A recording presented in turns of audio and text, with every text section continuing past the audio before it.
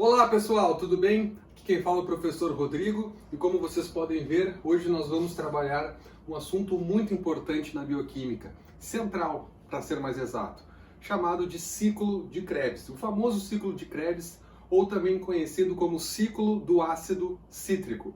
Então eu coloquei aqui na nossa lousa um esquema, uma visão geral, das rotas envolvidas e da sua importância. Vamos iniciar então.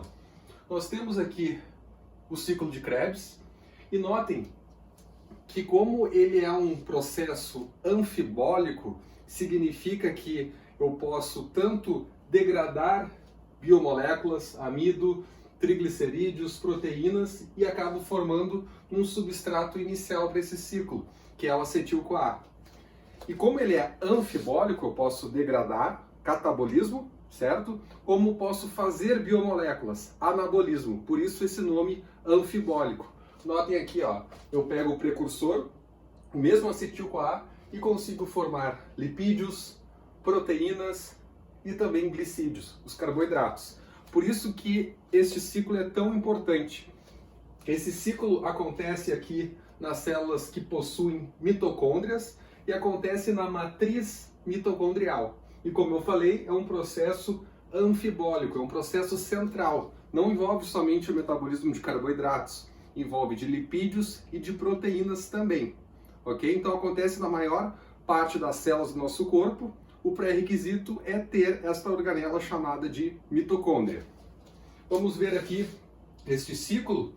Nós temos aqui um esquema, representando todas as reações bioquímicas do ciclo de Krebs. Nós vamos estudar num segundo vídeo, reação por reação. Aqui é importante vocês entenderem de forma geral, ver também o que afeta a atividade de algumas enzimas, alguns inibidores, e como ele é um processo extremamente importante e central do nosso corpo, a partir de alguns componentes intermediários do ciclo de Krebs, nós conseguimos produzir, por exemplo, aminoácidos. Aqui, a partir do succinil-CoA, nós produzimos o grupamento N, importante lá para o transporte de oxigênio com átomo de ferro, dentro da hemoglobina.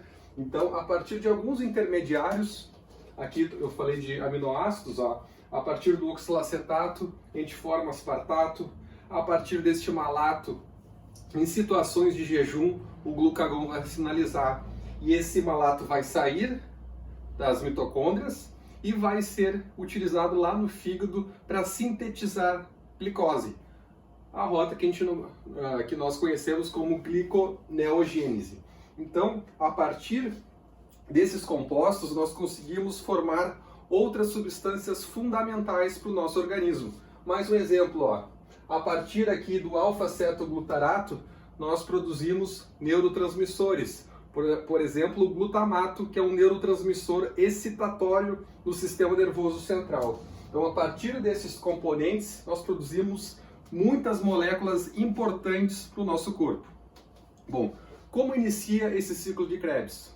Como vocês viram, a gente consegue produzir aquele acetil-CoA a partir das três principais biomoléculas, das proteínas, dos carboidratos e dos lipídios. Geralmente é associado à glicose, formando em células que possuem mitocôndrias, consumo de oxigênio, que vai gerar o ciclo de Krebs. E essa associação, glicólise, ciclo de Krebs, está errado? Não está errado, mas a gente tem que ter uma visão maior que os lipídios e as proteínas também podem gerar esse acetil-CoA e iniciar o ciclo de Krebs. Bom, nós temos aqui o acetil-CoA, este acetil-CoA que tem dois carbonos, 1, 2, ele se conjuga com o oxaloacetato, que é um precursor aqui também do ciclo, oxaloacetato que tem 4 carbonos com acetil-CoA que tem 2, vai formar uma substância de 6 carbonos, que é o nosso citrato. Daí o nome, ciclo, porque sempre o produto vai iniciar o ciclo, que é o oxaloacetato, vai gerar aqui o citrato, por isso o ciclo do ácido cítrico, ok? Esse citrato aqui é formado por uma enzima chamada citrato sintase. Eu até coloquei um inibidor tipo suicida, esse nome mesmo, inibidor suicida, que é o fluoroacetato, que é o inibidor dessa enzima. Então, se uma pessoa for intoxicada, né, com essa substância, o ciclo de Krebs vai ser interrompido no seu primeiro passo. Bom, esse citrato aqui, ó, em situações de alta demanda, no sentido de alto conteúdo energético, altos níveis de ATP, esse citrato aqui, em situações que tem uma alta quantidade de ATP, alta quantidade de NADH, né, por exemplo, no estado alimentado, esse citrato pode ser desviado e gerar lipídios. Essa rota que eu mostrei para vocês. Então, a partir desse composto, né, a gente acaba não gerando NADH, ATP, porque já tem bastante. Então, a gente tem um desvio metabólico para a síntese de gordura, síntese de lipídios. Nós temos aqui uma reação de desidratação, hidratação, para mudar uma hidroxila ali a sua posição, para acontecer uma rota, uma reação muito importante, chamada de descarboxilação oxidativa. Isso acontece 2 vezes aqui no ciclo de Krebs. Acontece no nível da alfa-cetoglutarato desidrogenase.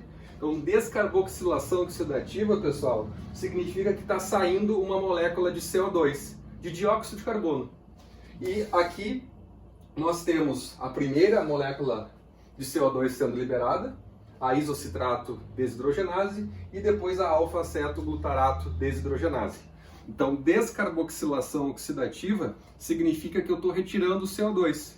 E para onde vai esse CO2 produzido por essas 2 enzimas? Na expiração. Então, quando eu expiro, eu estou eliminando o dióxido de carbono. E da onde veio? Principalmente dessas 2 reações aqui. Então, esse ciclo de Krebs acontece muitas vezes a cada minuto. E isso é gerado numa grande quantidade, ok? Bom, notem que nessas 2 reações foram produzidas, além de CO2, né, que saiu, a gente expirou, a gente produziu NADH, uma molécula, e NADH, segunda molécula. Depois nós temos aqui a formação de ATP a nível de substrato, uma fosforilação a nível de substrato, no qual nós geramos aqui nós geramos GTP. E este GTP é convertido por uma enzima específica e é transformado em ATP. Então é o único ATP que a gente consegue produzir diretamente no ciclo de Krebs. A gente consegue produzir mais as coenzimas reduzidas. Essas 2 moléculas de NADH, uma molécula de FADH2 e aqui mais uma molécula de NADH, no qual vai formar o oxaloacetato, que é o que iniciou o ciclo. Então, quais são os produtos do ciclo de Krebs? Se a gente contar a partir daqui, são 3 moléculas de NADH, uma de FADH2 e uma de GTP, que é convertida em ATP imediatamente, ok? Se nós considerarmos que o ciclo de Krebs está vindo proveniente de uma molécula de glicose, o produto da glicose é o piruvato. E o piruvato é transformado em acetil-CoA. Também ocorre uma descarboxilação oxidativa, sai uma molécula de CO2, piruvato tem 3 carbonos, saiu um CO2, C, né, um carbono, ficou aqui acetil-CoA. E isso também produz uma molécula de NADH. Então a quantidade de moléculas, quantos ATPs pode formar? Bom, depende do que a gente está pensando. Se é de glicose, se é de lipídios, se é de proteínas, ok? Então nós produzimos aqui 3 NADH, um FADH2 e um GTP. Então a importância desse ciclo é muito grande, porque tem moléculas fundamentais que podem ser desviadas e ser produzidas pelo nosso organismo, ok? Então aqui eu tenho alguns outros inibidores, além desse inibidor suicida que eu falei da citratosintase. Eu tenho aqui o arsênico, que interrompe a reação da alfa-cetoglutarato desidrogenase. Tenho aqui o malonato, que é o inibidor desta reação aqui, da succinato desidrogenase. Então essa reação é interrompida na presença de malonato, obviamente interfere na produção de ATP, cai esses níveis. E por fim aqui, várias enzimas elas necessitam de vitaminas. Por exemplo, a vitamina B3, que é a niacina, e a riboflavina B2. Então, é necessário também a presença dessas coenzimas derivadas de vitaminas para esse ciclo funcionar de forma adequada. Bom, o objetivo desse vídeo é mostrar uma visão ampla e agora, num segundo momento, nós vamos estudar reação por reação para ver o que está acontecendo aqui a nível bioquímico. Até mais!